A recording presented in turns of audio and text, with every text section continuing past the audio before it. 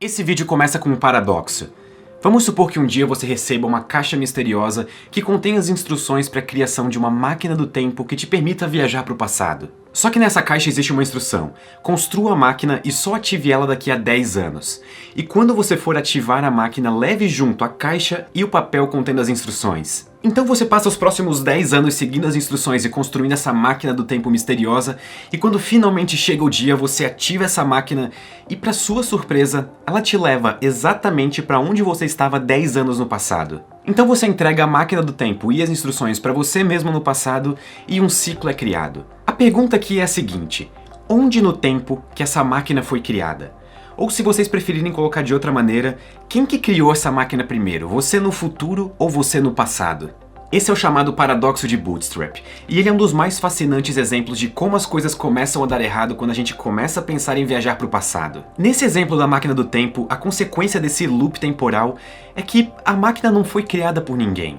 Ela sempre existiu e a história dela não tem um começo e um fim.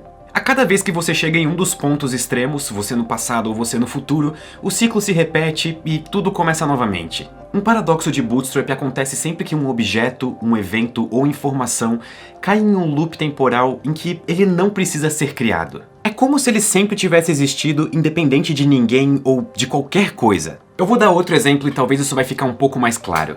Imagine que você é fã de Einstein. Você sabe tudo sobre a relatividade. Você inclusive tem os artigos originais publicados por ele no começo do século passado. Então você, como um grande fã, viaja no tempo para 1904 e entrega nas mãos de Einstein os artigos originais que ele só publicaria um ano depois. Então ele estuda esses artigos e, um ano depois, ele publica eles, dando origem à relatividade. Novamente, nós criamos por acidente um ciclo temporal infinito. Você só é fã de Einstein e da relatividade porque ele publicou os artigos em 1905. Só que Einstein só publicou os artigos em 1905 porque você entregou esses artigos nas mãos dele. Então, nesse caso, quem descobriu a relatividade? Você ou Einstein? Por mais incrível que pareça, a resposta correta é nenhum dos dois. Um paradoxo de Bootstrap é tão peculiar que é como se a relatividade tivesse sido descoberta independente de vocês dois. Não existe um ponto no futuro ou um ponto no passado em que a relatividade tenha sido descoberta nesse caso, justamente porque tanto você quanto Einstein precisaram um do outro para conseguir aquela informação. Esse tipo de paradoxo chama a atenção não só da ficção científica, mas também dos próprios físicos, porque eles parecem violar alguns princípios físicos fundamentais, como por exemplo a segunda lei da termodinâmica. A segunda lei da termodinâmica diz que em um sistema fechado, a entropia, ou se você preferir interpretar de outra maneira, o grau de desordem, sempre aumenta. O que isso significa em termos práticos é que se eu pego um cubo de gelo e deixo ele fora do freezer, como uma consequência da temperatura, ele vai derreter, e com isso aumentar a sua entropia, ou seja, aumentar a sua desordem.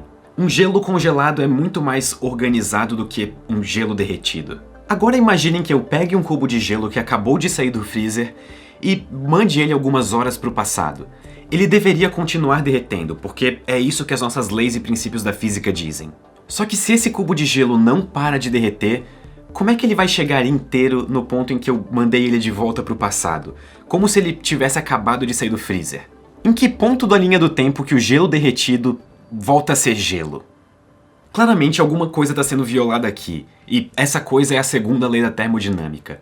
Ela é praticamente um dos argumentos mais fortes contra a viagem no tempo para o passado. Nós simplesmente não temos como violar essa lei porque ela é como se fosse uma cláusula pétrea do universo em que nós vivemos. Não existe energia grátis e a desordem sempre aumenta e ponto final. Então, se nós temos algum exemplo de evento que viola um dos princípios fundamentais do nosso universo, nós podemos automaticamente descartar a possibilidade de esse evento acontecer. No nosso caso, isso descartaria completamente a possibilidade de viajar no tempo para o passado. Mas vamos supor que você não se importe tanto assim com a segunda lei da termodinâmica. Que outros tipos de problemas que o paradoxo de Bootstrap geraria para o nosso universo?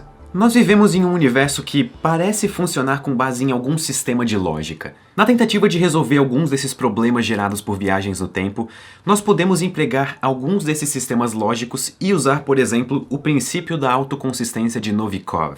Algumas soluções da relatividade geral permitem que viagens no tempo para o passado ocorram, e algumas dessas viagens permitem que incoerências lógicas aconteçam, como no caso do paradoxo de Bootstrap. Então o princípio da autoconsistência de Novikov tenta resolver esse problema dizendo o seguinte: se existe um evento que acarreta em uma mudança no passado ou gera um paradoxo, então a probabilidade de esse evento acontecer é zero.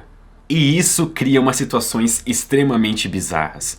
Vamos usar um dos exemplos mais famosos de paradoxos de viagens no tempo, o paradoxo do avô. Imagine que você viaje para o passado e mate o seu avô antes de ele conhecer a sua avó. Então, consequentemente, nem o seu pai ou a sua mãe deveriam existir. E muito menos você. Então, como é que você matou o seu avô? Empregando o princípio da autoconsistência, nós temos duas formas bem diretas de resolver isso.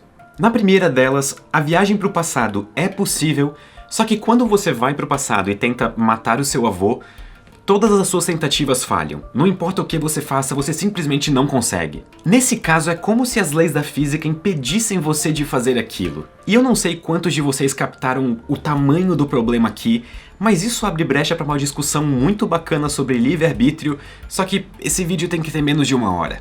E a segunda forma de resolver isso, que é bastante direta e sem graça, é a seguinte: a viagem para o passado cria um paradoxo, portanto ela é impossível. E não é à toa que esse princípio também é conhecido como o princípio da conservação da história.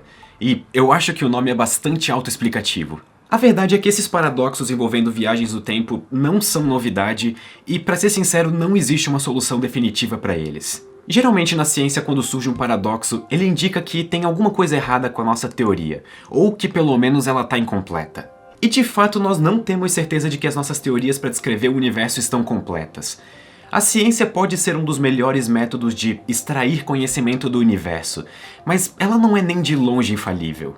Talvez viagens no tempo para o passado sejam possíveis e, a cada vez que você mude alguma coisa no passado, você crie um novo universo paralelo e a vida segue a partir dele. Ou talvez as viagens no tempo para o passado só apareçam em algumas das soluções da relatividade geral porque nós estamos trabalhando com uma teoria incompleta. E esse é o caso mais provável.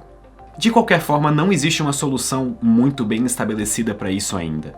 Talvez por um tempo nós simplesmente tenhamos que aceitar que viagens no tempo para o passado sejam impossíveis, não por causa de algum princípio científico extremamente estabelecido, porque ele não existe, e sim talvez por uma incapacidade tecnológica nossa. Muito obrigado e até a próxima. Antes de ir embora, eu só queria lembrar que nossos produtos oficiais da nossa loja oficial estão em promoção. Então você compra 2 camisetas que você escolher e você ganha uma terceira que você também escolher e um pôster totalmente de graça. Então clique no link que vai estar na descrição, use o cupom que vai estar indicado no site e garanta suas camisetas gratuitas. Não perca essa promoção. Até semana que vem.